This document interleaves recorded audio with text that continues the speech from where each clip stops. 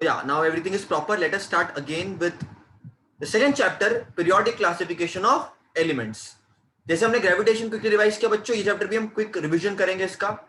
जो जो चीजें इंपॉर्टेंट है, जो जो चीजें मुझे लगती है एग्जाम के लिए इंपॉर्टेंट है, everything will discuss, each and every part. आपको जो जब भी आप देख रहे हो उसको, उसके बाद में तुरंत आपको जो इसको लर्न करना है बच्चों।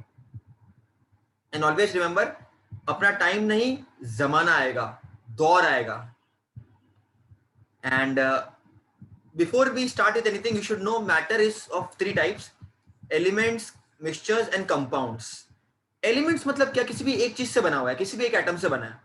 लाइक फॉर एग्जांपल एक गोल्ड बार है, एक गोल्ड बार है, तो ये सिर्फ गोल्ड के एटम से बना होगा, right? This will be made up of only gold atoms. इसको तुम कितना भी ब्रेक करो, मिलेगा तुम गोल्ड एटम्स ही। कार्बन हो गया, ऑक्सीजन हो गया, ये सब के सब एलिमेंट्स हैं। जब आप इनको कंबाइन करोगे, it will give you compounds. जैसे carbon dioxide is a compound, water is a compound, so all these things are compounds. Before we starting anything else, but you should know something called as different. अभी क्या कर रहा था हमको, इस elements को, there are 118 plus elements, so it is very difficult to study each one of them individually. So अलग अलग साइंटिस्ट ने अपने अलग अलग लॉज दिए, कुछ कामयाब रहे, कुछ फेल हुए। तो पहले जो फेल हुए उनकी बात करते हैं। पहला था डॉबरनाय-ट्राइड। डॉबरनाय-ट्राइड बहुत सिंपल था। वो क्या बोलता है, अब 3 एलिमेंट्स लो, उनके फिजिकल और केमिकल प्रॉपर्टी चेक करो और उनको increasing order of atomic masses में अरेंज करो।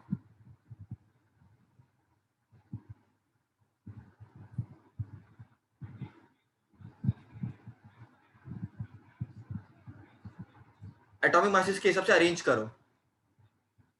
तो उन्होंने एक एग्जांपल भी दिया उन्होंने एक एग्जांपल भी दिया,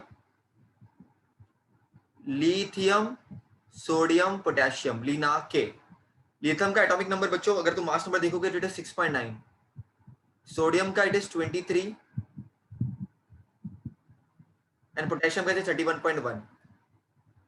तो डॉबरनाय ने क्या बोला, तुम पहला एलिमेंट लो और थर्ड एलिमेंट लो, उसका मीन निकालो। If you find out the mean of first and the third element, you will get the atomic mass of the second element. तो अगर 6.9 plus 31.1 upon 2 करूँ मैं, तो it is nothing but 46 upon 2 and which is nothing but 23. So if you find the mean of first, और इनको हम बोलते triad बच्चों, इसको हम बोलते triad. Group of 3 elements is called as triad. अगर पहला और तीसरे का मैं मीन निकालूंगा तो मुझे बीच का एटॉमिक मास मिलेगा। बच्चों डॉबरनायर का लेकिन कुछ ही तक सक्सेस हुआ, कुछ ही एग्जांपल से सक्सेस हुए। उसके बाद तो इसके लिए वो फेल हो गया, क्योंकि ये कोइंसिडेंस की तरह उसको माना गया। मतलब वो दिमाग वाला था, उसने फिजिकल केमिकल प्रॉपर्टी चेक की, उसको अरेंज किया, लेकिन कुछ ही एलिमेंट्स ये ओबे कर पा रहे थे। उसके बाद जो नेक्स्ट आया बच्चों, वो थे न्यूलैंड भाई साहब। न्यूलैंड ने क्या बोला, सेम चीज बोली, अब एलिमेंट्स के फिजिकल और केमिकल प्रॉपर्टी चेक करो और इनको increasing order of atomic masses में अरेंज करो। तो अरेंज किया, जो भी एलिमेंट डिस्कवर्ड थे उसको अरेंज किया। तो इन भाई साहब ने क्या बोला, एवरी 8th एलिमेंट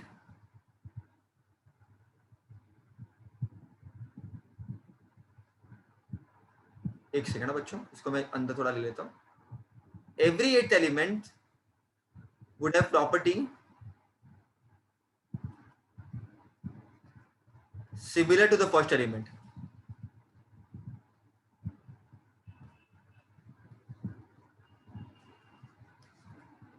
ये फर्स्ट है, तो 1 2, देखो मैं रेड से मार्क करता हूं, 1 2 3 4 5 6 7 8, तो इनका प्रॉपर्टीज मैच करेगा और मैच करी। ये फर्स्ट, अगर इसको फर्स्ट ले रहे अपन ने, first second third fourth fifth six seventh eight, इनकी प्रॉपर्टी मैच करी तो इनको साथ में रखा। तो every 8th element would have property similar to first.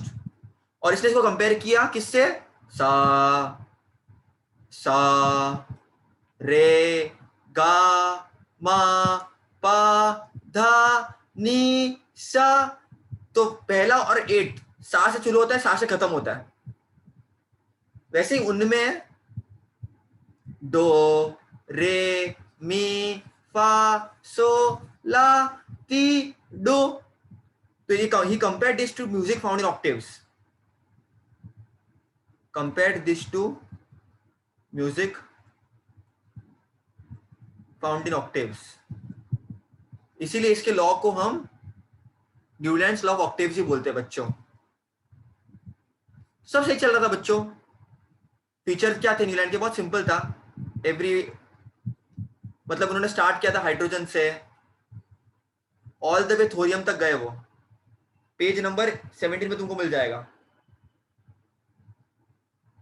Okay, page number तुमको 17 में मिल जाएगा। हाइड्रोजन थोरियम में गए, फिर उन्होंने ये बताया कि 8th एलिमेंट की प्रॉपर्टी फर्स्ट से सिमिलर थी, और उन्होंने बहुत ज्यादा अरेंज किया। 8 into 7 56 बॉक्सेस बनाए। ओके, एवरीथिंग इज गिवन, सब कुछ प्रॉपर चल रहा था। लेकिन इनके कुछ लिमिटेशन थे बच्चों। इनका लॉ केवल कैल्शियम तक एप्लीकेबल था। कुछ कुछ जगह पे इन्होंने बहुत ब्लेंडर किया, उसके बाद लॉ ओबे नहीं किया। कैल्शियम के बाद, कैल्शियम के बाद एवरी 8th एलिमेंट का फर्स्ट एलिमेंट से प्रॉपर्टी सिमिलर नहीं था। और उसके बाद तुम देखोगे ना किधर किधर क्या क्या किया इन्होंने। कोबाल्ट और निकल को डो में डाल दिया हेलोजन के साथ, जिनकी प्रॉपर्टी मैच ही नहीं करती। कोबाल्ट एंड निकल को बेचारे को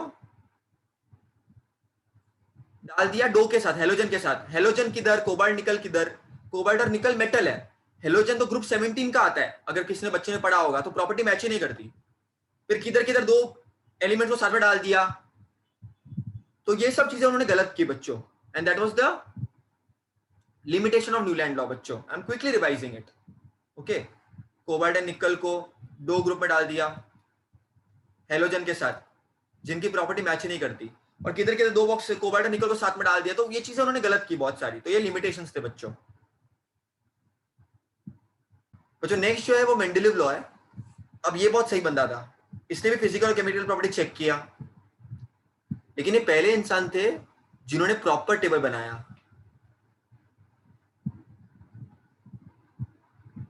इन्होंने भी एटॉमिक मासेस के हिसाब से अरेंज किया, physical and chemical property check की, और इन्होंने बच्चों टेबल बनाया प्रॉपरली, जहां पर इन्होंने ग्रुप्स बनाए, पीरियड्स बनाए। Okay, 8 groups and 7 periods. जितने भी एलिमेंट संभव थे उनके टाइम तक उन्होंने सब के सब प्रॉपरली टेबल में प्लेस कर दिए। He is called as the father of classification. ऐसा बोलते हैं मेंडेलीव के सपने में आया था table. Okay, was thinking so much about it, उसका इमेजिनेशन आया। सिस्टमेटिकली उन्होंने एक एक का सबका हर एक एलिमेंट लिया, उनका फिजिकल केमिकल प्रॉपर्टी चेक किया। तो बहुत सारी चीजें इन्होंने की, बहुत सारी चीजें इन्होंने देखी, करी, समझी, और इन्होंने किया। अब तुम उसके टेबल का खास बात देखोगे बच्चों, एक लॉ है जो बहुत इंपॉर्टेंट एग्जाम के लिए। एक स्टेटमेंट है जो कि पेज नंबर 18 पर है। क्वेश्चन आएगा कि what is Mendeleev periodic law, तो तुमको इतना सा लिखना है।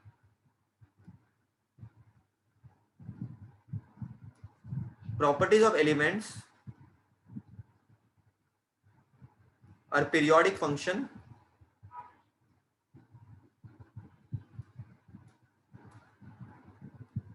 of atomic masses. Okay, properties of elements are periodic function of atomic masses. इसका मतलब यही है बच्चों, हर एक एलिमेंट लेगा, उसने मेंडेलीव ने properly melting point, boiling point, density, हर एक चीज मापी, उनकी मेजर की, एंड अकॉर्डिंगली बढ़ते गया। अब और उसने क्या किया देखो, पीरियोडिसिटी अरेंज की। अब लिथियम देखा उसने, फिर बहुत सारे एलिमेंट्स। अब बेरिलियम का प्रॉपर्टी मैच नहीं करता, उसको आगे धकेल दिया। फिर एक और एलिमेंट सोडियम मिल गया, अब लिथियम और सोडियम के मैच करती है, तो सोडियम को लिथियम के नीचे रख दिया। सोडियम के पोटेशियम से मैच करती है, तो पोटेशियम को नीचे रख दिया उसके। इस तरह से उसने प्रॉपर टेबल बनाया बच्चों। तो मेंडेलीव के मेरिट्स क्या थे बच्चों? बहुत सिंपल सिंपल मेरिट्स थे। पहली बात तो बहुत सही इंसान था, इन्होंने एटॉमिक मासेस को रिवाइज किया बहुत ज्यादा।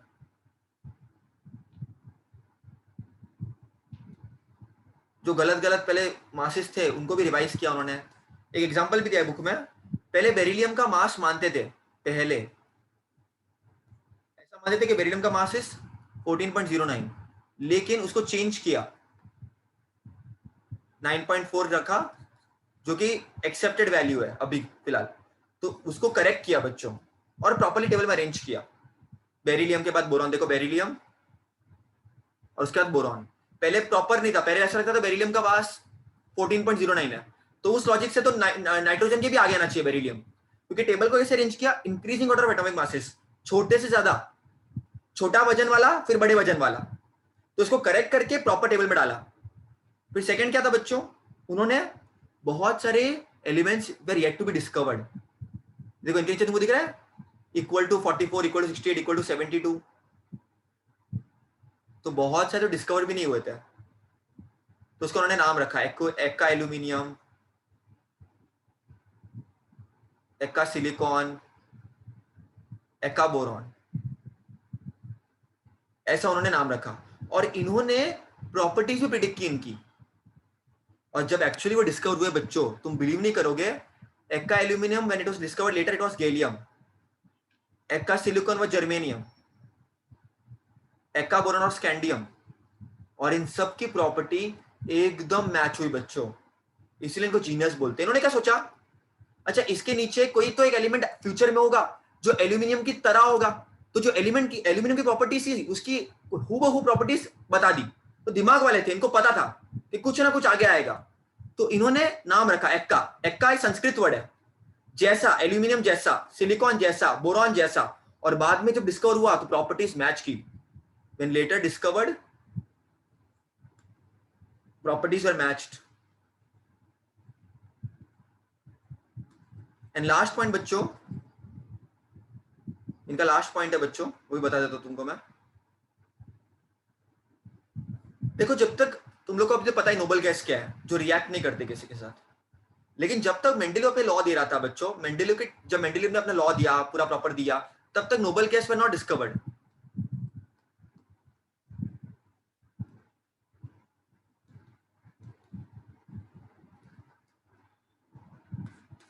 लेकिन जब वो डिस्कवर हुए तो मेंडेलिव के टेबल में चुपचाप से लास्ट पोजीशन में एक टेबल बना करके, एक ग्रुप बना करके उनको डाल दिया, बिना किसी टेबल की शिफ्टिंग पोजीशन को हटा करके या कुछ खराब करके before. But when it was discovered it was placed in the Mendeleev table. It was placed without disturbing position of other elements.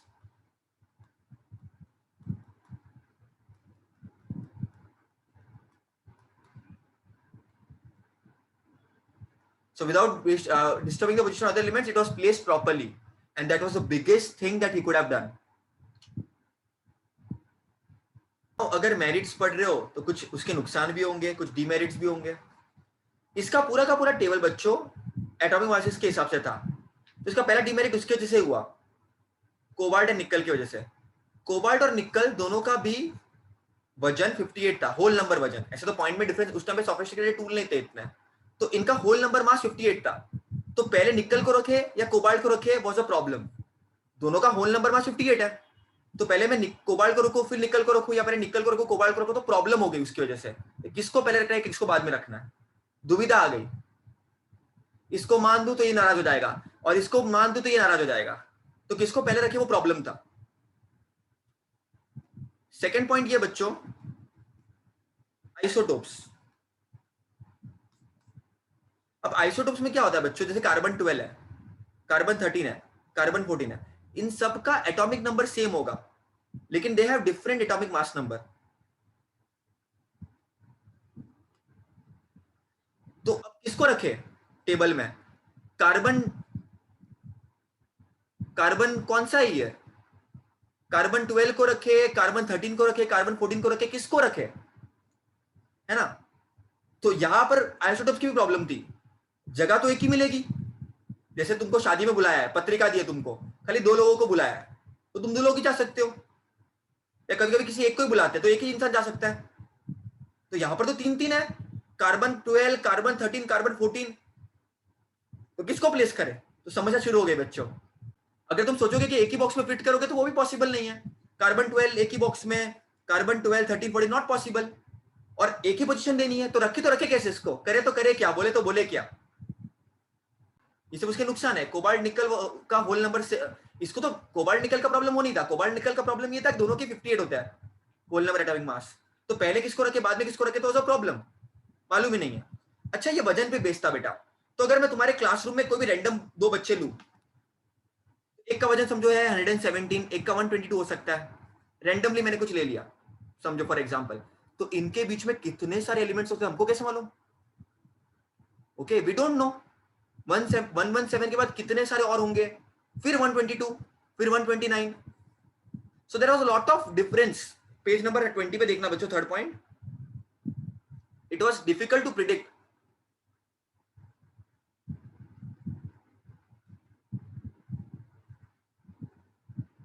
How much elements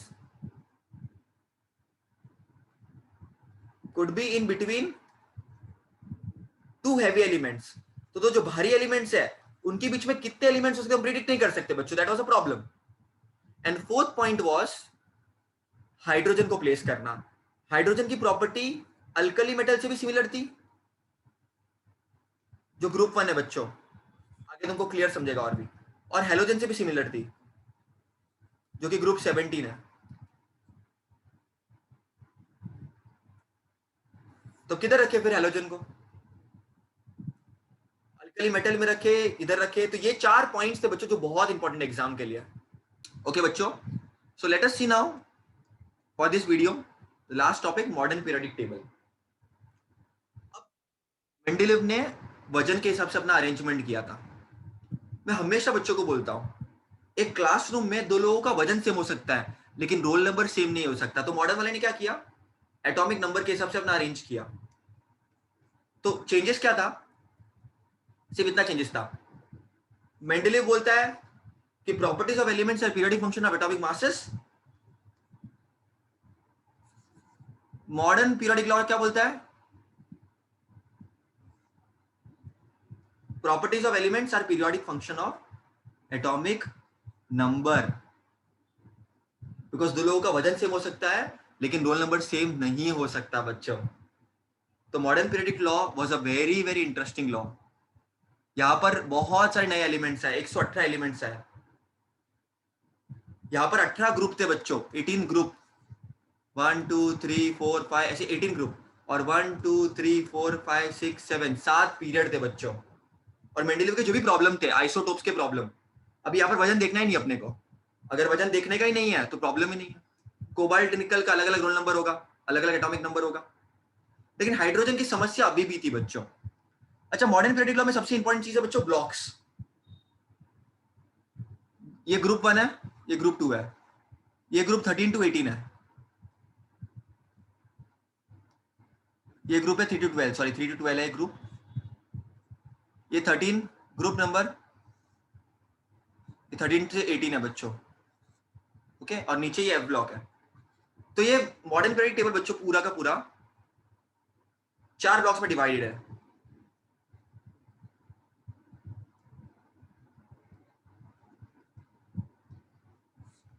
S block, P block, S block, P block, D block and F block. S block की अगर मैं बात करूं तो S block में बच्चों group 1 and 2 आता है।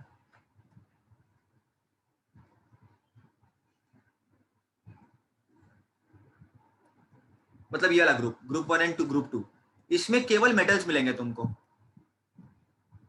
और यहाँ पर है ना नॉर्मल एलिमेंट्स होते हैं बच्चों। देखो बच्चों, ये ग्रुप 1 को बोलते हैं हम अल्कली मेटल, ग्रुप 2 को हम बोलते हैं अल्कलाइन अर्थ मेटल। अभी नॉर्मल एलिमेंट्स क्यों बच्चों, तो group 1 is alkali metal, group 2 is alkali earth metal. अब अगर तुम कोई भी example low, like for example sodium तुम ले रहे हो, सोडियम एस ब्लॉक में से है, तो इसका इलेक्ट्रॉनिक कॉन्फिगरेशन क्या होगा 2,8,1, तो इसमें खाली लास्ट का 1 शेल इनकम्प्लीट है, इसको बोलते हैं नॉर्मल एलिमेंट्स। तो ये एस ब्लॉक की बात आ गई बच्चों। अब हम बात करते हैं ये एस ब्लॉक, ग्रुप 1 and 2 होता है इसमें, यहाँ पर केवल मेटल्स होता है। ओके, एंड ग्रुप 1 को हम बोलते हैं बच्चों अल्कलाई मेटल, ग्रुप 2 को हम बोलते हैं बच्चों अल्कलीन अर्थ मेटल।